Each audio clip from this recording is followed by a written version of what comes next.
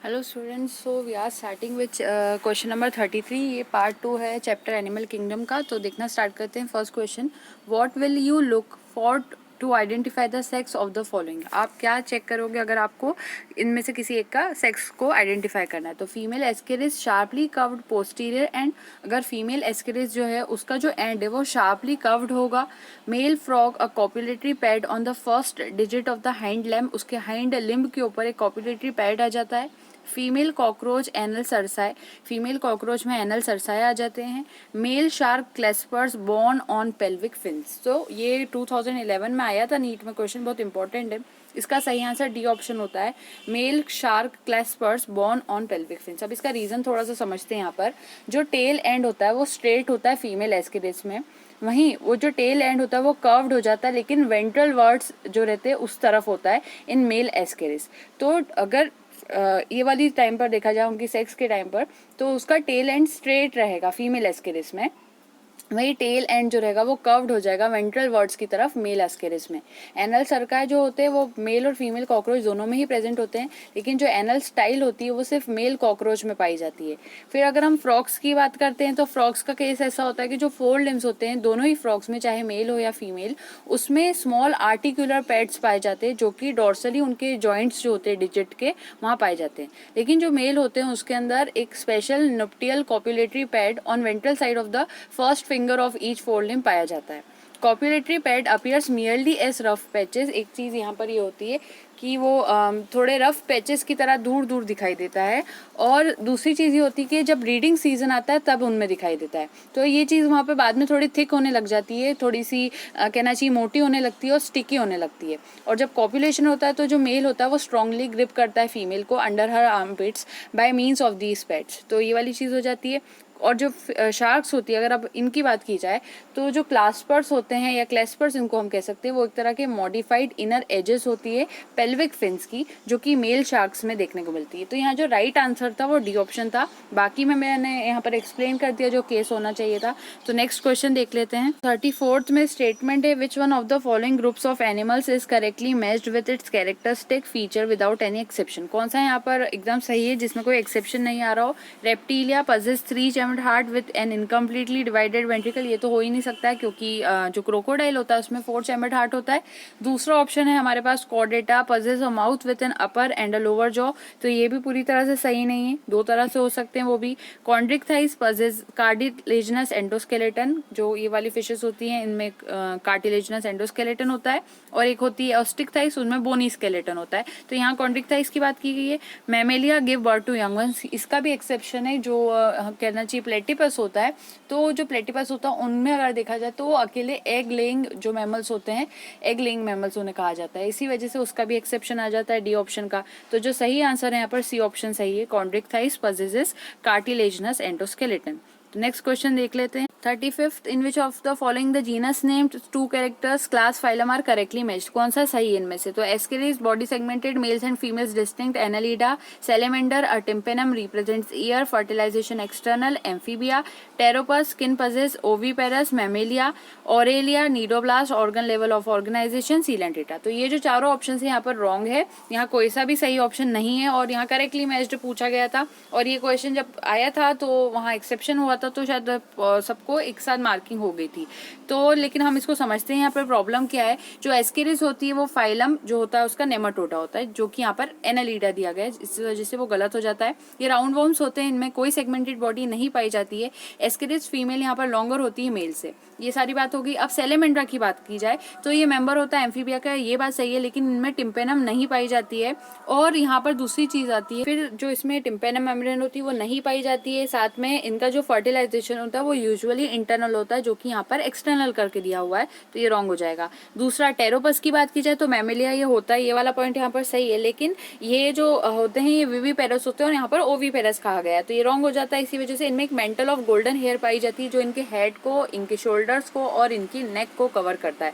तो टेरोपस की ये बात हो गई। दूसरा है हमारे पास Aurelia. Aurelia member of Coelenterata होता है, ये बात बिल्कुल सही है। इसमें टिश्यू लेवल ऑफ ऑर्गेनाइजेशन पाया जाता है, जो कि यहाँ पर ऑर्गन लेवल कहा गया है, इसलिए ये पॉइंट यहाँ पर रॉन्ग हो जाता है। और जो इसकी एपिडर्मिस होती है उसके अंदर नीडोब्लास्ट सेल्स होते हैं, जो कि सही है, और एक तरह के स्टिंगिंग सेल्स होते हैं ये, जो कि डिफेंस और ऑफेंस पर्पस के लिए होते हैं। तो ये जो चारों ही ऑप्शन है यहाँ पर रॉन्ग है, कोई सा भी ऑप्शन यहाँ पर देखा जाए तो वो करेक्टली मैच्ड नहीं है। तो ये थोड़ा सा ऑप्शन था यहाँ पर। Next question, which one of the following statement is totally wrong about the occurrence of notochord while the other 3 are correct. इनमें से कौन सा ऑप्शन गलत है, बाकी 3 यहाँ पर सही है नोटोकॉर्ड के अगर हम एस्पेक्ट्स में देखें तो। It is present only in larval tail in ascidians, it is replaced by a vertebral column in adult frog. Next option, it is absent throughout the life in humans from the very beginning, it is present throughout the life in amphioxus। तो इसका जो सही option है वो सी हो जाएगा। Humans जो होते हैं वो एक तरह के मैमल्स होते हैं, इनमें ये कॉर्डेट्स भी है इसी वजह से। अब जो फाइलम कॉर्डेट होता है उसमें ऐसे एनिमल्स आते हैं जिनमें नोटोकॉर्ड या फिर या तो पूरी लाइफ में प्रेजेंट हो या फिर जो उनकी अर्ली एम्ब्रियोनिक लाइफ हो उसमें प्रेजेंट हो। तो थ्रू आउट द लाइफ या फिर ड्यूरिंग अर्ली एम्ब्रियोनिक लाइफ में नोटोकॉर्ड होती है। अब जो एसिडिया होता है यानी कि यूरोकॉर्डेटा, उनकी बात की जाए तो इनमें जो नोटोकॉर्ड होती है वो सिर्फ लार्वल टेल में होती है, लेकिन जो एम्फियोक्सिस होता है सेफेलोकॉर्डेटा जिसमें आ जाते हैं वो, तो उनमें ये जो नोटोकॉर्ड होती है वो उनके हेड से लेकर उनके टेल रीजन तक एक्सटेंड होती है। इसी वजह से वो पूरी वहां तक जब आ जाती है और उसके बाद क्या होता है वो पूरी लाइफ में परसिस्टेंट रहती है। और बाद में जब जो भी इंसान है वो बड़ा हो रहा है, जैसे अगर एम्फियोक्सिस की बात की जाए, अगर वो एडल्ट की फॉर्म में चेंज होता है तो ये जो नोटोकॉर्ड होती है वो रिप्लेस हो जाती है एक वर्टिब्रल कॉलम से, और फिर उसके बाद वो पूरी तरह से कन्वर्ट हो जाती है। It is replaced by a vertebral column in adult frog also, अगर हम कह सकते हैं, एडल्ट ह्यूमन भी कह सकते हैं। तो ये वाली चीजें यहाँ पर आ जाती है। नेक्स्ट हम क्वेश्चन देख लेते हैं।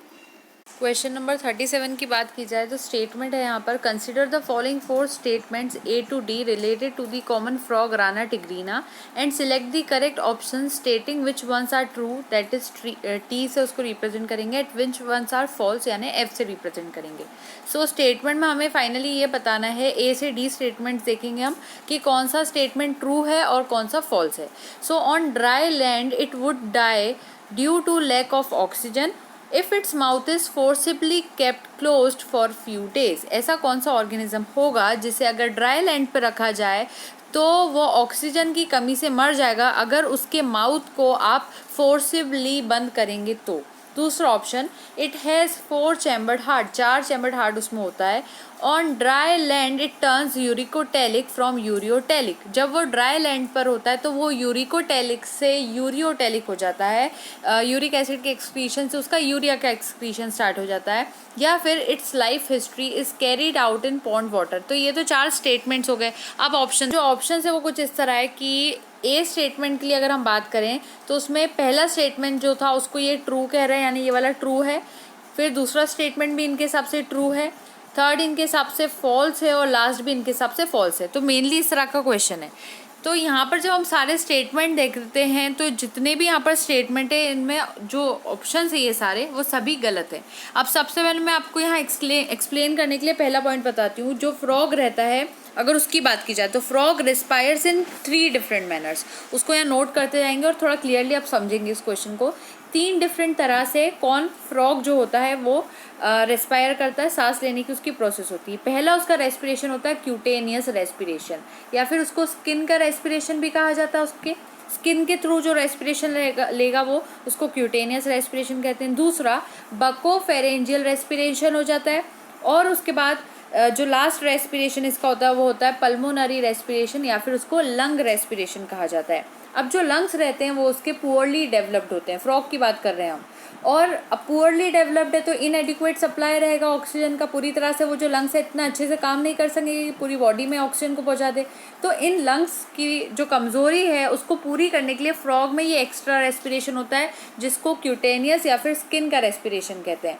तो उसकी जो स्किन होती है वो बहुत मॉइस्ट होती है, गीली होती है, थोड़ा मॉइस्चर होता है उसमें, तो सांस लेना बेहतर हो जाती है। दूसरी बात है, और बकल कैविटी उसके थ्रू भी वो यहाँ सांस लेता है। तो बकल कैविटी के थ्रू, लंग्स के थ्रू और क्यूटेनियस रेस्पिरेशन के थ्रू, तीनों चीज़ों को मिलाकर यहाँ पर जो फ्रॉग है वो रेस्पायर करता है। मेन तो यहाँ लंग होते हैं, लेकिन लंग उसके कैसे हैं, कमज़ोर होते हैं लंग्स उसके। तो दूसरा तो ये बात हो गई। अब यहाँ पर जो फर्स्ट स्टेटमेंट है वो तो फॉल्स हो जाता है, क्योंकि हम फ्रॉग की बात कर रहे थे। तो उन्होंने क्या कहा यहाँ पर कि जो ड्राई लैंड होता है वो वहाँ पर मर जाता है, उसको अगर उसका मुंह बंद कर दिया जाए तो उसका मुंह बंद कर देंगे तो भी वो स्किन से तो रेस्पायर कर पाएगा। तो ये स्टेटमेंट तो पूरी तरह से गलत हो जाता है। दूसरा स्टेटमेंट समझते हैं।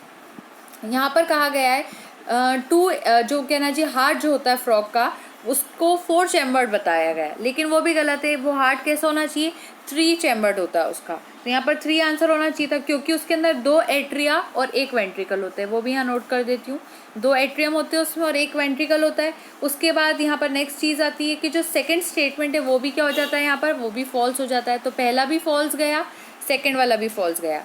सी की बात करते हैं। अब जो फ्रॉग होता है वो यूरिया को एक्सक्रीट करता है, इसलिए हम उसको क्या कहते हैं, हम उसको यूरियोटेलिक कहते हैं। तो यूरियोटेलिक का मतलब होता है यूरिया का एक्सक्रीशन करने वाले ऑर्गेनिजम्स, तो फ्रॉग तो यूरियोटेलिक होता है।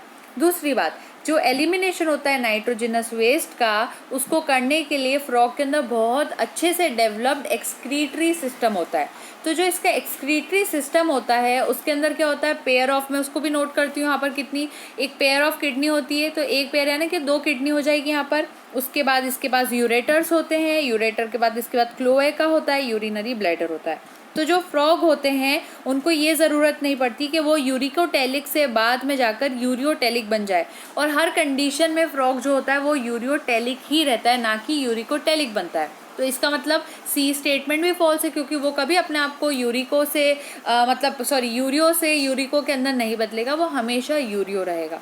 नेक्स्ट पॉइंट देखते हैं। तो थर्ड स्टेटमेंट भी फॉल्स हो गया। अब क्या बात हो रही है कि जो फ्रॉग होता है उसमें फर्टिलाइजेशन होता है एक्सटर्नल। मैं इसको थोड़ा क्लियर कर देती हूँ, ज़्यादा थोड़ा क्लियर होना ज़रूरी है। तो फ्रॉग के अंदर फर्टिलाइजेशन होता है एक्सटर्नल। एक्सटर्नल मतलब उसका जो गैमेट्स का जो फर्टिलाइजेशन है, उनका जो फ्यूजन है, that is the male gamete and the female gamete. तो वो जो फ्यूजन होगा वो आउटसाइड ऑफ द बॉडी होता है फीमेल ऑर्गेनिज्म के, इसको कहते हैं एक्सटर्नल फर्टिलाइजेशन। जैसे ह्यूमन में इंटरनल होता है, उसी तरह से फ्रॉग में फर्टिलाइजेशन जो होता है वो एक्सटर्नल होता है। तो अब हो ये रहा है कि यहाँ फर्टिलाइजेशन एक्सटर्नल है और वो पानी के अंदर होता है, तो एक्सटर्नल है और वाटर के अंदर हो रहा है। दूसरी बात, अगर 2 वीक्स के अंदर बात करें तो 2 हफ्तों के अंदर अंदर ही जो फर्टिलाइज्ड एग्स होते हैं या फिर जो जाइगोट्स होते हैं, अगर हम नॉर्मली कहें, क्योंकि जो स्पर्म है और जो ओवम है जब वो फ्यूज़ करते हैं तो जाइगोट बनाते हैं। तो 2 हफ्तों के अंदर अंदर ही ये जो जाइगोट होते हैं वो क्या करते हैं, वो फ्री स्विमिंग एक्वेटिक लार्वे में बदल जाते हैं। फ्रॉग को अगर आप देखेंगे तो डायरेक्ट वो फ्रॉग नहीं बन जाता, और मैंने मेटामॉर्फोसिस इन फ्रॉग का एक वीडियो भी अपलोड करा है, एनिमेशन है उसमें, तो आप देखेंगे अगर मेरे चैनल पे, या फिर मैं लिंक प्रोवाइड कर दूँगी डिस्क्रिप्शन बॉक्स में, तो ज़्यादा ईजी हो जाएगा। तो वो क्या होता है, पहले एक लार्वा के फॉर्म में कन्वर्ट होता है। अब वो जो लार्वा रहता है वो 2 हफ्तों से पहले पहले ही बन जाता है, और इन लार्वे को जो स्पेशल नाम दिया जाता है फ्रॉग के अंदर, उसको कहते हैं टेडपोल। इसको भी नोट करेंगे। उसके बाद ये जो टेडपोल रहता है वो जब एडल्ट में बदलता है, यानी कि मेनली फ्रॉग जैसा दिखता है। जब टेडपोल का नॉर्मल स्ट्रक्चर कैसा होता है, टेडपोल इस तरह का कहीं ना कहीं दिखता है। तो ये टेडपोल जब मेन फ्रॉग के अंदर बदलता है, तो ये जो कंडीशन होती है, ये जो सिचुएशन होती है, उसको मेटामॉर्फोसिस कहा जाता है, मेटामॉर्फोसिस।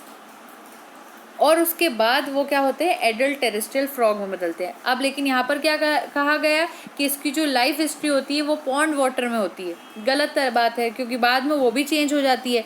तो ये वाली चीज़ यहाँ पर आ जाती है। तो ये स्टेटमेंट में भी थोड़ी सी गड़बड़ थी। तो इसी वजह से सारे जो स्टेटमेंट्स है वो फॉल्स होना चाहिए थे, जो कि कहीं पर भी ऑप्शन नहीं था। तो ये यहाँ पर एक्सेप्शन टाइप का जो क्वेश्चन होता है वो हो जाता है, जिसमें या तो बोनस मार्किंग मिल जाती है या वो क्वेश्चन कैंसिल हो जाता है। तो इस तरह का क्वेश्चन आया था, ये 2011 की बात थी। 38 क्वेश्चन में आपके सामने 4 फिगर्स हैं, आपको 4 एनिमल्स को देखना है ध्यान से और उसके कैरेक्टर्स के ऊपर ध्यान देना है। सबसे पहले आपके सामने ए फिगर है, बी है, फिर उसके बाद सी और डी। अब यहाँ पर इसके स्टेटमेंट देखते हैं। तो ए और डी जो है वो रिस्पायर करते हैं मेनली थ्रू बॉडी वॉल। अब ए और डी का डायग्राम आप देख सकते हैं, ये वाला था। क्या ये दोनों ऑर्गेनिज्म रिस्पायर करते हैं बॉडी वॉल से? तो ये बिल्कुल गलत ऑप्शन है। नेक्स्ट है बी और सी शो करते हैं रेडियल सिमेट्री। तो सी तो यहाँ पर है और बी को भी देख लीजिए वापस से ये। तो क्या ये दोनों ऑर्गेनिज्म रेडियल सिमेट्री शो करते हैं? तो नहीं शो करते। नेक्स्ट है ए और बी जो रहते हैं नीडोब्लास्ट होते हैं फॉर सेल्फ डिफेंस। क्या उनमें नीडोब्लास्ट पाए जाते हैं सेल्फ डिफेंस के लिए? तो नहीं पाए जाते, ये भी गलत है। लास्ट ऑप्शन है कि जो दोनों सी और डी है उन दोनों में ट्रू सीलोम होती है, ये एकदम सही ऑप्शन है। जो ऑक्टोपस है और जो यहाँ पर इंसेक्ट शोन है आपके सामने, उन दोनों के अंदर ट्रू सीलोम पाई जाती है। अब ट्रू सीलोम को थोड़ा सा एक्सप्लेन कर देती हूँ। जिन एनिमल्स में ट्रू सीलोम होती है उन एनिमल्स को यू सीलोमेट्स या फिर सीलोमेट्स कहा जाता है। जो ट्रू सीलोम होती है एक ऐसी बॉडी कैविटी होती है जो कि एम्ब्रियोनिक मीजोडर्म से फॉर्म होती है। तो ट्रू सीलोम ऐसी कैविटी बनाने वाले ऑर्गेनिजम्स होते हैं जो कि एम्ब्रियोनिक मीजोडर्म से बनती है। उसके बाद जो ट्रू सीलोम होती है वो दो तरह की होती है। पहली होती है शाइजोसीलोम, दूसरी होती है एंटेरोसीलोम। शाइजोसील या फिर एंटेरोसील भी इसे कहा जाता है। शाइजोसीलोम जब डेवलप करती है तो वो एक स्प्लिट की तरह बनती है मेसोडर्म शीट के अंदर, जो कि एनालीड के अंदर, मैं उसको यहाँ नोट करती हूँ।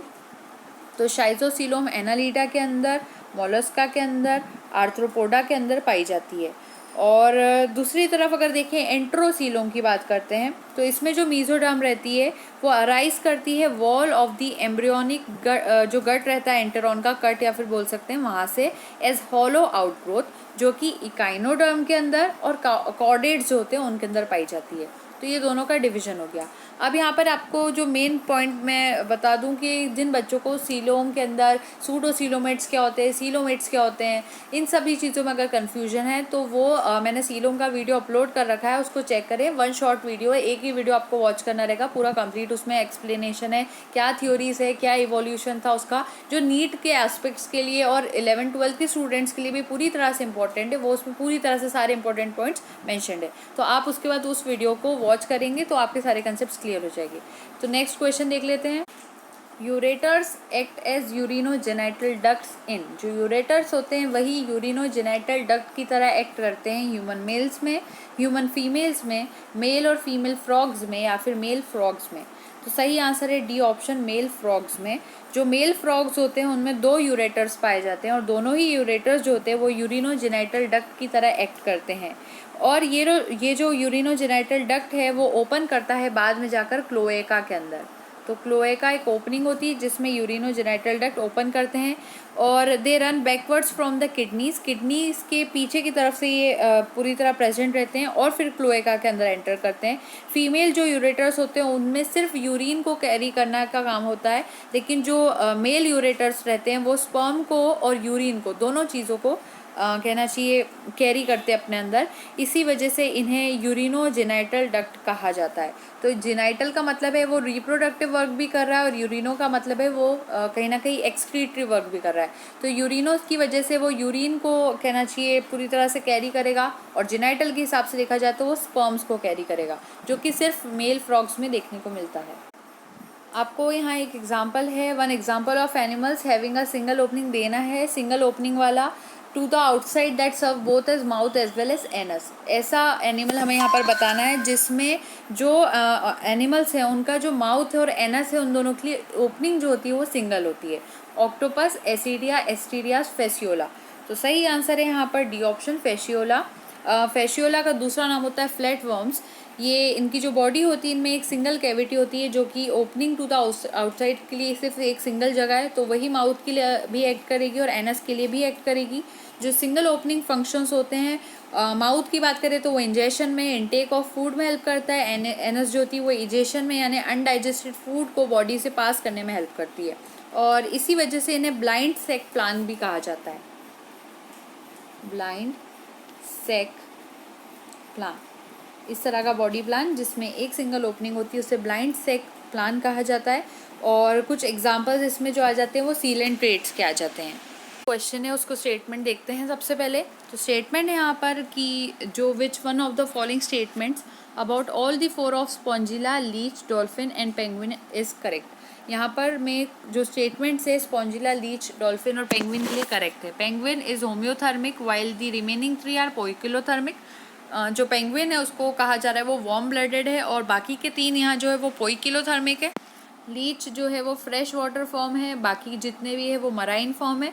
स्पॉन्जिला जो है वो स्पेशल कॉलर्ड सेल्स का रहता है, उसमें कोनोसाइट्स होते हैं और बाकी के जितने भी 3 बचेंगे स्पॉन्जिला के अलावा वो तीनों में कोई कोनोसाइट्स नहीं होते। सारे ऑर्गेनिजम्स यहाँ पर क्या बायलैटरली सिमेट्रिकल है। तो आपको करेक्ट स्टेटमेंट यहाँ पर बताना है, सी ऑप्शन यहाँ पर सही है। स्पॉन्जिला में स्पेशल कॉलर्ड सेल्स होते हैं जिन्हें कॉनोसाइट्स कहा जाता है और बाकी के अंदर वो सारे कॉनोसाइट्स नहीं पाए जाते हैं। स्पॉन्जिला एक कॉमन और widely distributed fresh water sponge है जो कि फाइलम पॉरीफेरा से बिलोंग करता है। इनमें कैनाल सिस्टम पाया जाता है और वो एसेंशियली जो रेगॉन टाइप होता है वैसा होता है। रेगॉन टाइप की स्पेलिंग लिख देती हूँ आपके लिए, रेगॉन, RHAGON GON, ठीक है। रेगॉन टाइप होता है, उसके बाद इनके अंदर कोनोसाइट्स पाए जाते हैं जो कि स्मॉल राउंडेड चैम्बर्स की तरफ रेस्ट्रिक्टेड रहते हैं, वहाँ सीमित रहते हैं। और ये जो कोनोसाइट्स होते हैं वो लीच, डॉल्फिन या फिर पेंगुइन में नहीं पाए जाते हैं। Which one of the following kinds of animals are triploblastic? Flatworm, ctenophores, sponges, corals. इनमें से ऐसा कौन सा एनिमल है जो कि ट्रिप्लोब्लास्टिक है? ऑप्शन है आपके फ्लैटवर्म्स, स्पॉन्जेस, टीनोफोर्स या कोरल्स। सही आंसर है यहाँ पर ए ऑप्शन। जो ट्रिप्लोब्लास्टिक कंडीशन होती है वो एक तरह का ऐसा एनिमल कंडीशन होती है जिसमें बॉडी 3 एम्ब्रियोनिक जर्म लेयर से बनी होती है। तो 3 एम्ब्रियोनिक जर्म लेयर्स में पहली होती है एक्टोडर्म, एक होती है मीजोडर्म और एक होती है एंडोडर्म। तो एक्टो, मीजो और एंडोडर्म ये तीनों हो गई। उसके बाद जो most of the multi cellular animals होते हैं जो कि फाइलम प्लेटीहेल्मिन्थ्स के अंदर आते हैं, वहाँ से अगर हम बात करें फाइलम प्लेटीहेल्मिन्थ्स से लेकर फाइलम कॉर्डेटा तक, वो सभी ऑर्गेनिजम्स ट्रिप्लोब्लास्टिक होते हैं।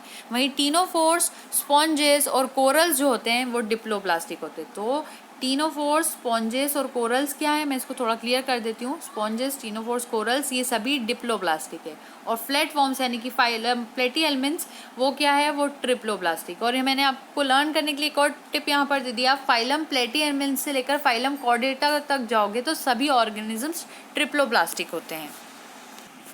Which one of the following statements about certain given animal is correct? इनमें से ऐसा कौन सा स्टेटमेंट है जो कि किसी एनिमल के लिए करेक्ट है? राउंड वर्म्स या फिर एस्केल्मिन्थ्स जो होते हैं सूडोसीलोमेट्स होते हैं, मॉलस्क ये सीलोमेट्स होते हैं, इंसेक्ट सूडोसीलोमेट्स होते हैं, फ्लैटवर्म्स यानी प्लेटीहेल्मिन्थ्स सीलोमेट्स होते हैं। सही आंसर है ए ऑप्शन। राउंड वर्म्स जो रहते हैं एस्केल्मिन्थ्स जो रहते हैं वो सूडोसीलोमेट्स होते हैं। एसीलोमेट्स ऐसे ऑर्गेनिजम्स होते हैं जिसमें कोई कैविटी या कोई सीलोम नहीं पाई जाती है, जैसे कि पोरीफेरन, सीलेंड्रेट, टीनोफोरा, प्लेटीहेल्मिन्थ्स, निमंटीनिया ये सब इसमें आ जाते हैं। सूडोसीलोमेट्स ऐसे ऑर्गेनिज्म होते हैं जिसमें सूडोसीलोम या फिर फॉल्स सीलोम पाई जाती है, इसमें एक्टोप्रोक्टा, एस्केल्मिन्थ्स आ जाते हैं। सीलोमेट्स ऐसे ऑर्गेनिज्म होते हैं जिसमें ट्रू सीलोम पाई जाती है जो कि मीजोडर्म से लाइंड रहती है। बाकी के जितने भी फाइला रहते हैं बाइलेट्रिया के, जैसे कि एनालीडा से लेकर आर्थ्रोपोडा तक, वो सभी सीलोमेट्स होते हैं। और मोलस्का और इंसेक्ट्स की बात की जाए तो ये भी सीलोमेट्स होते हैं, लेकिन फ्लैट वर्म्स जो होते हैं वो ए सीलोमेट्स होते हैं। तो ये तो हमारा 43rd क्वेश्चन जो था वो यहाँ कंप्लीट हो जाता है। सही आंसर ए ऑप्शन था। One of the following organisms in which one of the following organisms its excretory organs are correctly stated? सही excretory organ के बारे में आपको बताना है यहाँ पर। ह्यूमंस में kidney, sebaceous gland, tear glands, earthworm, pharyngeal, integumentary, septal nephridia, cockroach, Malpighian tubules, enteric caeca, frog, kidney, skin, buccal, epithelium. सही ऑप्शन बी ऑप्शन हो जाएगा यहाँ पर, जो कि है अर्थवर्म जिसमें फेरिंजियल, इंटेग्यूमेंट्री और सेप्टल नेफ्रीडिया होते हैं। यहाँ आपके लिए एक थोड़ा सा इंपॉर्टेंट पॉइंट मैं एक्सप्लेन कर देती हूँ। जो नेफ्रीडिया होता है वो एक्सक्रीटरी ऑर्गन होता है अर्थवर्म का। अर्थवर्म में 3 नेफ्रीडियल स्ट्रक्चर्स होते हैं, जिसमें पहले होते हैं सेप्टल, दूसरे होते हैं इंटेग्यूमेंट्री और थर्ड होते हैं फेरिंजियल नेफ्रीडिया। ये तीनों ही जो नेफ्रीडियल स्ट्रक्चर्स होते हैं वो डिफरेंट पोजीशन पे पाए जाते हैं बॉडी के अंदर, और उनके स्ट्रक्चर्स भी वेराई कर सकते हैं। सेप्टल और फेरिंजियल नेफ्रीडिया की अगर बात की जाए, सेप्टल की और फेरिंजियल की, यानी मैं इन दोनों की बात कर रही हूँ, सेप्टल की और फेरिंजियल नेफ्रीडिया की अगर बात की जाए तो ये दोनों एंटेरोनेफ्रिक होते हैं, यानी कि इनके जो नाइट्रोजन प्रोडक्ट्स होते हैं वो गट के अंदर एक्सपेल किया जाते हैं, यानी कि उनका जो नाइट्रोजन प्रोडक्ट वाला पोर्शन है, जो वेस्ट है, उसको कहाँ पर थ्रो किया जाएगा? गट के अंदर थ्रो किया जाएगा।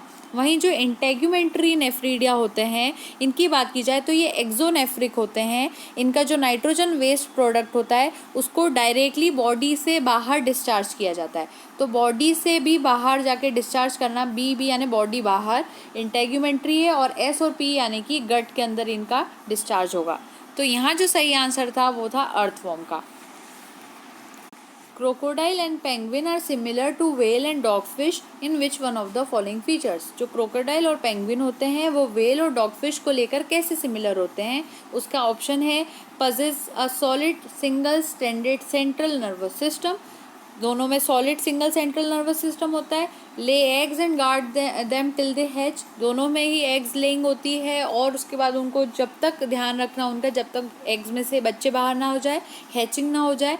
पजेस बोनी स्केलेटन, दोनों में बोनी स्केलेटन होता है। Have gill slits at some stage, किसी स्टेज में इनमें गिल स्लिट्स पाए जाते हैं। सही आंसर है डी ऑप्शन। तो यहाँ समझाते हैं इसको। एनिमल्स जो रहते हैं जो फाइलम कॉर्डेटा को बिलोंग करते हैं, उनके अंदर जो फॉलोइंग कैरेक्टर्स होते हैं जो मैं आपको बताऊंगी उन पर ध्यान दीजिएगा। इनमें नोटोकॉर्ड प्रेजेंट रहती है, dorsal hollow nerve cord present रहती है और फेरेंजियल गिल स्ट्रीट्स होते हैं जो कि इनकी लाइफ के किसी भी स्टेज पर आ सकते हैं। तो ये जो फीचर्स अगर किसी भी ऑर्गेनिज्म की किसी भी लाइफ की स्टेज पर आ जाए तो वो ऑर्गेनिज्म कहलाता है कॉर्डेटा, फाइलम कॉर्डेटा के अंदर वो आ जाते हैं। तो कॉर्डेटा में अगर आ गए हैं तो अगर क्रोकोडाइल, पेंगुइन, व्हेल, डॉगफिश की बात करूँ, ये सभी कॉर्डेट्स होते हैं और इन सभी में गिल स्लिट्स पाई जाती है इनके एम्ब्रियोनिक डेवलपमेंट के दौरान। तो जो पेयर्ड गिल स्लिट्स होते हैं वो इन एनिमल्स में पाई जाती है किसी एक स्टेज ऑफ लाइफ के अंदर, इसीलिए डी ऑप्शन यहाँ पर राइट है। Which one of the following groups of animals is bilaterally symmetrical and triploblastic? इनमें से कौन सा ग्रुप ऑफ एनिमल ऐसा है जो कि बायलैट्रिकली सिमेट्रिकल होगा और ट्रिप्लोप्लास्टिक होगा? Aschelminthes, roundworm, ctenophores, sponges, coelenterates, cnidarians. सही आंसर है ए ऑप्शन, एस्केलमेंट्स और राउंडवॉर्म्स जिन्हें कहते हैं। एस्केलमेंट सुपर फाइलम होता है जिसमें सूडोसीलोमेट्स आते हैं। ये जनरली एक्वेटिक होते हैं, पानी में रहते हैं, फ्री लिविंग होते हैं और पैरासिटिक भी हो सकते हैं। इनकी बॉडी स्लेंडर होती है, बायलैट्रिकली सिमेट्रिकल होती है और ट्रिप्लोब्लास्टिक भी होती है। If a live earthworm is pricked with a needle on its outer surface without damaging its guts, the fluid that comes out is। अगर आपने एक जिंदा अर्थवॉर्म को प्रिक करा, निडल से छेद करने की कोशिश करी उसके आउटर सरफेस में और उसके गट को अगर आपने नहीं तोड़ा, गट यानी उसका वो जो पूरा पोर्शन जहाँ पर उसका स्टमक वगैरह ये सारी चीज़ें, अगर आपने उसका गट डैमेज नहीं करा है फिर भी उस अर्थवॉर्म में से एक फ्लूइड बाहर आता है, तो वो फ्लूइड क्या होता है? Coelomic fluid, slimy mucus, haemolymph, excretory fluid. सही आंसर है ए ऑप्शन, सीलोमिक फ्लूइड। जो सीलोमिक फ्लूइड होता है, या फिर हम बात करते हैं, पहले थोड़ा इसको एक्सप्लेन करती हूँ।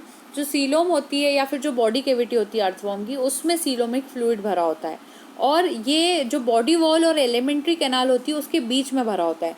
तो जो भी अर्थवॉर्म की बॉडी वॉल होगी और उसकी जो एलिमेंट्री कैनाल होगी उसके बीच में ये फ्लूइड भरा होता है जिसको हम सीलोमिक फ्लूइड कहते हैं। अब क्या होता है यहाँ पर, अगर आपने किसी लाइव अर्थवॉर्म में, जिंदा अर्थवॉर्म में नीडल के थ्रू प्रिकिंग की, यानी उसमें छेद करने की कोशिश की, उसको मारने की कोशिश करी उसके आउटर सरफेस पे विदाउट डैमेजिंग द गट, तो उसका सीलोमिक फ्लूइड बाहर आ जाता है। तो यहाँ ए ऑप्शन सही है। इंटरेस्टिंग क्वेश्चन था, इसे जनरली बायो के स्टूडेंट्स को पता होना चाहिए। विच one of the following pair of animals comprises jawless fishes? इनमें से कौन से ऐसे एनिमल है जिनमें जॉलेस फिशेस आती है, बिना जॉज वाली? मैकरल्स रोहू, लैम्प्रेस हैगफिशेस, गप्पीज हैगफिशेस, लैम्प्रेस ईल्स। सही आंसर आप बताएंगे तो बी ऑप्शन है यहाँ पर, लैम्प्रेस और हैगफिशेस। एनाथा जो होते हैं, यानी कि जो कि एक फाइलम होता है, सब फाइलम होता है, सुपर क्लास होती है मराइन या फिर फ्रेश वाटर वर्टिब्रेट्स की। तो एनाथा जो होते हैं, AGNATHA, तो एनाथा जो होते हैं वो जॉलेस एनिमल्स होते हैं, जॉलेस फिशेस होती हैं। और इनमें एक पॉइंट और इम्पॉर्टेंट है कि जो फिश लाइक एनिमल्स होते हैं इनमें कार्टिलेजिनस स्केलेटन होता है जो कि वेल डेवलप्ड होता है। इनमें सकिंग माउथ पार्ट्स होते हैं, किसी ऑर्गेनिज्म पे अगर ये लग जाएंगे तो उसको सक करके उसका खून ले लेंगे या उसका खाना ले लेंगे। और इनमें हॉर्नी टीथ होते हैं। तो जो सिर्फ ओनली लिविंग एनाथा की बात करें वो कौन से, आज तक जो जिंदा जॉलेस फिशेज हैं वो होती है लैम्प्रेस और दूसरे होते हैं हैग फिशेस। तो लैम्प्रेस और हैग फिशेस आपको याद रखनी है, जो कि दोनों ही क्लास साइक्लोस्टोमेटा में आ जाते हैं और ये पैरासाइट्स और स्केवेंजर्स होते हैं। अगर आप मेरी वीडियोस को, अगर मेरी प्लेलिस्ट को अच्छे से ऑब्जर्व करेंगे तो उसमें मैंने साइक्लोस्टोमेटा के ऊपर एक प्लेलिस्ट अपलोड की है। उसके अंदर अगर आप देखेंगे तो 4 वीडियोस में मैंने इन्हीं चीज़ों को एक्सप्लेन करा है और लास्ट में मैंने एक वीडियो शो किया आपको जिसमें मैंने ये जो लैम्प्रेज होते हैं, वेम्पायर्स ऑफ डीप कहते हैं इनको, मतलब कि गहराइयों के जो वेम्पायर होते हैं, खून चूसने वाले ऑर्गेनिज्म, वो यही होते हैं। तो उसमें ओरिजिनली ये कैसे दिखते हैं वो वाला वीडियो आप उसको देखेंगे, आपको बहुत इंटरेस्टिंग लगेगा, तो उसको प्लीज़ वॉच करिएगा। तो वो आपको यहाँ पर मिल जाएगा और सही आंसर यहाँ पर बी ऑप्शन था, लैम्प्रेस और हैग फिशेस। इनमें से ऐसी कौन सी बर्ड है जो कि इंडिकेट करती है रेप्टिलियन एंसेस्ट्री को? ऐसी कौन सी बर्ड है जो ये शो कर दे कि वो रेप्टाइल से कहीं ना कहीं उसके पूर्वज जो है वो रेप्टाइल रहे होंगे? 2 special chambers, crop and gizzard in the digestive tract. जो 2 स्पेशल चैम्बर्स रहते हैं क्रॉप और गिजार्ड के अंदर, उससे ये बात शो हो जाती है। फिर eggs with a calcareous shell, scales on their hind limbs, 4 chambered heart. सही आंसर है scales on their hind limbs. उनके जो हाइंड लिम्स होते हैं उसके ऊपर स्केल्स पाई जाती हैं। ये जो स्केल्स होती हैं वो ये शो कर देती हैं कि कहीं ना कहीं उनके जो एंसेस्टर रहे होंगे, उनके जो पूर्वज रहे होंगे, वो रेप्टाइल्स रहे होंगे। अब बर्ड्स के बारे में थोड़ा सा एक्सप्लेन कर देते हैं। यहाँ पर जो बर्ड्स रहती है वो कहीं ना कहीं रेप्टाइल्स से ही कहना चाहिए ओरिजिनेट हुई है, ऐसा माना जाता है इवोल्यूशन कोर्स से हम बात करें तो। और दो क्लासेस यहाँ पर होती थी जो कि मैनी फीचर्स उनमें कॉमन थे दो ग्रुप्स के बीच में। जो एविडेंस है रेप्टिलियन एंसेस्ट्री का बर्ड्स के अंदर, उसको फर्निश करने के लिए हमें कंपैरेटिव एनाटॉमी, एम्ब्रियोलॉजी और पैलियोंटोलॉजी को पढ़ना ज़रूरी होता है। जो इंपॉर्टेंट फीचर्स हो सकते हैं बर्ड्स में वो होते हैं हॉर्नी एपिडर्मल स्केल्स। इनमें एपिडर्मल स्केल्स होती हैं जो कि हॉर्नी होती है, जो कि कन्फाइंड रहती है lower parts of their legs को। अगर आप बर्ड्स के लेग्स को देखेंगे तो निचले जो पोर्शन हो गए उनके लेग के, वहाँ हॉर्नी एपिडर्मल स्केल्स होती हैं। और उनके फीट पर भी ऐसे ही होता है, जो कि सेम ऐसे ही स्केल्स होते हैं जो कहीं ना कहीं रेप्टाइल्स के ऊपर भी पाए जाते हैं। तो उससे ये प्रूव हो जाता है, कहीं ना कहीं ऐसा माना जाता है, साइंटिस्ट ऐसा मानते हैं कि वो इवॉल्व हुए हैं रेप्टाइल से। बर्ड्स जो है वो इवॉल्व हुए हैं। Ascaris is characterized by presence of true coelom but absence of metamerism, presence of true coelom and metamerism या फिर metamerization, absence of true coelom but presence of metamerism, presence of neither true coelom nor metamerism. Ascaris के अंदर क्या पाया जाता है? तो D option सही था यहाँ पर। एस्केरिस फाइलम नेमाटोडा में आते हैं जो कि सुपर फाइलम एस्केलमिन्स है, और इनमें सिलेंड्रिकल बॉडी होती है जिसमें विदाउट शोइंग एनी मेटामेरिज्म, हम बात करें बिना किसी मेटामेरिज्म के एक सिलेंड्रिकल बॉडी होती है। सूडो सील इनमें होती है, यानी फॉल्स सीलोम इनमें पाई जाती है। एक कंप्लीट डाइजेस्टिव ट्रैक्ट इनमें रहता है जो कि एंडोडर्मल इपीथीलियम से लाइंड होता है। क्यूटिकल रहते हैं जो कि इनकी पूरी बॉडी को कवर करते हैं। उनमें छोटे छोटे माइन्यूट ट्रांसवर्स स्ट्राइएशंस होते हैं, ऐसी लाइंस होती है माइन्यूट छोटी छोटी पतली पतली, जो कि सूडो सेगमेंटेड अपीयरेंस देते हैं। तो जनरली होता क्या है, हम लोग बायो के स्टूडेंट्स क्या मानते हैं कि जिन ऑर्गेनिज्म पे ऐसे ऐसे छोटी छोटी लाइंस होती है उसको मेटामेयर्स कहते हैं और मेटामेरिज्म उस ऑर्गेनिज्म में है। लेकिन जो एस्केरिस होती है उसमें ओरिजिनली बात की जाए तो मेटामेरिज्म देखने को नहीं मिलता, बल्कि उनमें छोटे छोटे स्ट्राइएशंस होते हैं, छोटी छोटी सी पतली सी लाइन आती है लेकिन बहुत माइन्यूट रहती है वो। तो वो असली में है नहीं जो कि हम समझ रहे हैं उसको मेटामेरिज्म, तो इसीलिए उसको सूडो सेगमेंटेड अपीयरेंस कहा जाता है। तो एक तरह से उनमें होता नहीं पर ऐसा माना जाता है, इसलिए सही आंसर यहाँ पर कौन सा हो जाएगा? डी ऑप्शन हो जाएगा। Presence of neither true coelom, ना ही इनमें सच्ची सीलोम ट्रू सीलोम होती है और ना ही इनमें सच्चा मेटामेरिज्म होता है। इसको मैंने इस तरह से इसलिए बोला ताकि आपको लर्न हो जाए एस्केरिस वाली चीज़। Which one of the following groups of three animals each is correctly matched with their one characteristic morphological feature? आपको यहाँ पर करेक्ट जो ऑर्डर है मैच द कॉलम वो बताना रहेगा। तो पहला तो यहाँ ऑप्शन है स्कॉर्पियन स्पाइडर, जिसमें ventral solid central nervous system होना चाहिए था, और यहाँ कॉकरोच नीचे आ गया तो थोड़ा सा यहाँ कन्फ्यूजन हो रहा है। कॉकरोच, लोकस, टीनिया जिसमें metameric segmentation, liver, fluke, sea anemone, sea cucumber, तो bilateral symmetry, centipede, prawn, sea urchin, jointed appendages. तो सही आंसर यहाँ पर हो जाएगा ए ऑप्शन स्कॉर्पियन स्पाइडर और कॉकरोच। यहाँ कॉकरोच इस तरफ जो आया ना वो यहाँ होना चाहिए था, तो मैं थोड़ा क्लियर कर देती हूँ। स्कॉर्पियन, स्पाइडर और कॉकरोच इन तीनों ऑर्गेनिज्म में ventral solid central nervous system होता है, ये चीज़ सही है। अब इसको समझते हैं। ये तीनों ही ऑर्गेनिज्म फाइलम आर्थ्रोपोडा में आते हैं और ये तीनों ही इनवर्टिब्रेट्स होते हैं। इनमें ventral solid central nervous system होता है जिसमें डॉर्सल ब्रेन पाया जाता है। इनका जो ब्रेन होता है वो कैसा होता है? डॉर्सल होता है, जो कि कनेक्टेड होता है नर्व रिंग से to a double ventral nerve cord. तो ये सारी चीज़ प्लीज़ थोड़ा सा आप लोग, मैं ना इतना टाइम नहीं होता कि मैं इसको पूरा नोट करते करते आपको एक्सप्लेन करूँ। मेरा ये मोटो रहता है कि ज़्यादा से ज़्यादा क्वेश्चंस हम एक्सप्लेन कर लें, और इसीलिए आप क्या करा करें कि एक रजिस्टर अपने साथ लेकर बैठा करें और उसमें जो मैं इंपॉर्टेंट पॉइंट्स यहाँ पर कहती हूँ उसके पॉइंट्स बना लिया करें। तो एग्जाम में भले ही आपके पास अगर ये जो मैं जिन ऑब्जेक्टिव्स को यूज़ करके आपको एक्सप्लेन कर रही हूँ वो भले ही आपके पास बुकलेट ना भी हो, तो इससे ये बेनिफिट रहेगा कि आपके पास वो नोट्स बन जाएंगे जिन पर क्वेश्चंस बने थे। तो आगे जाकर आपको उसका ये बेनिफिट मिलेगा कि आप उसको सिंपली रिवाइज करके अपनी एग्जाम देने जा सकते हैं। तो सारे बेसिक पॉइंट्स उसमें इंक्लूडेड रहेंगे। Which one of the following pairs of items correctly belongs to the category of organs mentioned against it? आपको यहाँ पर अगेन सही कॉलम बताना रहेगा। Nephridia of earthworm and Malpighian tubules of cockroach excretory organs होते हैं। Wings of honey bee और wings of crow homologous organs होते हैं। उसके बाद है थॉर्न्स ऑफ बोगनविलिया और टेंड्रिल्स ऑफ क्यूकर बीटा, दोनों ही एनालॉगस ऑर्गन्स होते हैं। निक्टिटेटिंग मेम्ब्रेन और ब्लाइंड स्पॉट जो ह्यूमन आई के होते हैं वो दोनों ही वेस्टिजियल ऑर्गन्स होते हैं। तो सही आंसर है यहाँ पर ए ऑप्शन। नेफ्रीडिया जो होता है अर्थवॉर्म का और जो माल्फिगियन ट्यूब्यूल्स होती हैं कॉकरोच की, ये दोनों ही चीज़ें एक्सक्रीटरी ऑर्गन्स होती हैं। अब इसको एक्सप्लेन करते हैं। जो नेफ्रीडिया होते हैं वो एक्सक्रीटरी ऑर्गन्स होते हैं अर्थवॉर्म के अंदर, जिसमें सिंपल और ब्रांच्ड ट्यूब पाई जाती है जो कि जो इनग्रोथ होती है एक्टोडर्म की उससे बनती है, जिसमें सीलिया उसके इनर एंड पे प्रेजेंट रहते हैं। एक्सक्रीटरी प्रोडक्ट्स जो होते हैं इनके अंदर डिफ्यूज करते हैं नेफ्रीडियम के अंदर, और फिर उसके बाद वो वेफ्टेड हो जाते हैं एक्सटीरियर तरीके से bye ciliary action. Malpighian tubules जो रहते हैं वो ऑर्गन्स रहते हैं एक्सक्रीशन के, नाइट्रोजनस वेस्ट का एक्सक्रीशन करवाने के लिए कॉकरोच के अंदर, जो कि इंटेस्टाइन के अंदर ओपन होते हैं, और फिर ये सिलेक्टिवली एक्सट्रैक्ट करते हैं ब्लड यूरिक एसिड को, जो टुगेदर अगर हम बात करें वाटर और सॉल्ट के साथ मिलके डिपॉजिट हो जाते हैं हाइंड गट के अंदर, और फिर वो एक्सक्रीट होते हैं फीसेस के फॉर्म में। तो सही आंसर ए ऑप्शन था। 53 which one of the following phyla is correctly matched with its two general characteristics, इनमें से ऐसे कौन से फाइला है जो कि अपने सही कैरेक्टर्स के साथ मैच्ड है। Echinodermata, pentamerous, radial symmetry and mostly internal fertilization. Mollusca, normally oviparous and development through a trochophore और veliger larva. Arthropoda, body divided into head, thorax and abdomen and respiration by tracheae. Chordata, notochord at some stage and separate anal and urinary openings to the outside। तो सही answer है यहाँ पर C option.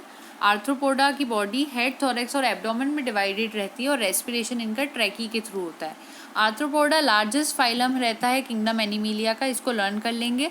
दूसरी बात, इनमें इनकी जो आउटर बॉडी वॉल रहती है वो क्यूटिकल कहलाती है। इनकी बॉडी सेगमेंट से बनी होती है यूजुअली, जिसमें जो बॉडी रीजन्स होते हैं वो होते हैं हेड, थोरैक्स और एब्डोमेन। इनके अंदर ट्रैकी या फिर ट्रैकिया कह सकते हैं, विंड पाइप इनमें रहता है जो कि बुक लंग्स भी कहलाते हैं, और ये सभी चीज़ें ट्रैकिया, विंड पाइप या फिर बुक लंग्स इनके रेस्पिरेटरी ऑर्गन्स कहलाते हैं, इनके टेरेस्ट्रियल फॉर्म में खास तौर पर, और ये इनको रेस्पिरेशन के अंदर हेल्प करते हैं। Which one of the following is not a characteristic of phylum Annelida, इनमें से कौन सा कैरेक्टर जो है वो फाइलम एनालिटा का नहीं है, नहीं पूछा गया है। Pseudocoelom, ventral nerve cord, closed circulatory system, segmentation. 54 में सही आंसर है ए ऑप्शन, सूडोसीलोम। इसको समझते हैं। फाइलम एनालिटा जो होती है उसमें इनवर्टिब्रेट्स आते हैं, इनमें सेगमेंटेड वॉर्म्स इन्हें कहा जाता है, सिलेंड्रिकल सॉफ्ट बॉडीज इनकी रहती है, मेटामेरिक सेगमेंटेशन ये शो करते हैं। ये ट्रिप्लोब्लास्टिक एनिमल्स होते हैं, इनमें बायलैटरल सिमेट्री होती है। ट्रू सीलोम इनमें प्रेजेंट रहता है जो कि सीलोम एक फ्लूइड से भरा होता है और उसमें कुछ सेल्स भी होते हैं। एनालिडा जो होते हैं, इसलिए हम कह सकते हैं फर्स्ट एनिमल्स है जिनमें ट्रू शाइजोसीलिक सीलोम है। तो ट्रू शाइजोसीलिक सीलोम कहीं ना कहीं इनमें होती है, इसलिए सूडोसीलोम वाला वर्ड यहाँ पर बिल्कुल गलत है। Which of the following pairs are correctly, कौन सा पेयर सही है? आपके ऑप्शन है एनिमल्स और मॉर्फोलॉजिकल फीचर में crocodile, four chambered heart, sea urchin, parapodia, Obelia, metagenesis, lemur, thecodont. तो ऑप्शन है सेकंड, थर्ड और फोर्थ ऑप्शन सही है। सेकंड, थर्ड और फोर्थ, या फिर फर्स्ट फोर्थ, फर्स्ट सेकंड, या फिर फर्स्ट थर्ड और फोर्थ। तो सही आंसर यहाँ पर जो हो जाएगा वो, अगर हम इसको पहले समझते हैं तो डी ऑप्शन यहाँ पर सही है। मैं पहले टिक करती हूँ डी ऑप्शन। और क्रोकोडाइल जो रहता है उसमें फोर चैम्बर्ड हार्ट होता है, एकदम सही है। ओबेलिया में मेटाजेनेसिस होता है, ये एकदम सही है। और लेमर जो होता है उसमें थिकोडोंट टाइप के टीथ पाए जाते हैं, वो भी एकदम सही पॉइंट है। रेप्टाइल्स में जनरली दो ऑरिकल रहते हैं और एक पार्टली डिवाइडेड वेंट्रिकल रहता है, लेकिन क्रोकोडाइल में पूरे फोर चैम्बर्ड हार्ट होते हैं। ओबेलिया मेटाजेनेसिस शो करता है, यानी इसमें अल्टरनेशन ऑफ जनरेशन देखने को मिलती है, जिसमें फिनोमिना जो रहता है डिप्लॉयड एसेक्सुअल फेज के बारे में, वो अल्टरनेट करता है हैप्लॉयड सेक्सुअल फेज के साथ। और लेमर जो होता है उसमें थेकोडोंट टीथ होते हैं, यानी इनकी जो टीथ होते हैं वो पूरी तरह से जो जॉ बोन्स होती है उसमें धसे हुए टीथ होते हैं। तो जॉ बोन फॉर एग्जांपल ये है और उसके अंदर टीथ पूरा धसा हुआ होता है अंदर तक, ऐसा टीथ होता है उसका। तो ये जो 3 पॉइंट्स थे फर्स्ट, थर्ड और फोर्थ, ये एकदम सही थे। which one of the following is a matching pair of a body feature and the animal possessing it? Ventral central nervous system leech, pharyngeal gill slits absent in embryo chameleon, ventral heart scorpion, post anal tail octopus. तो सही answer है यहाँ पर A option, ventral central nervous system leech. I know कि हम students, अगर हम लोग बात करें किसी भी, मैं स्टूडेंट की मेंटेलिटी की बात करूँ तो ये वाले टाइप के जो क्वेश्चंस होते हैं उनको मैचिंग पेयर वाले बिल्कुल पसंद नहीं होते। लेकिन जो नीट एग्जाम है अगर हम उसकी बात करें तो वो जनरली ये क्वेश्चंस ईजी होते हैं, लेकिन वो जानबूझकर इसी टाइप के क्वेश्चन ज़्यादा डालते हैं और जिसमें टेक्स्ट ज़्यादा होता है, ऐसे क्वेश्चन वो देते हैं ताकि बच्चा थोड़ा सा उसको देख के ही थक जाता है और आगे जाके उन क्वेश्चन को पढ़ने की कोशिश ज़्यादा ध्यान से नहीं करता। तो यहाँ पर उनका जो ये जो ट्रैप टाइप बनता है उसमें आपको वहाँ से बाहर आना होगा। इन तरह के क्वेश्चंस को हमें ज़्यादा से ज़्यादा सॉल्व करना होता है।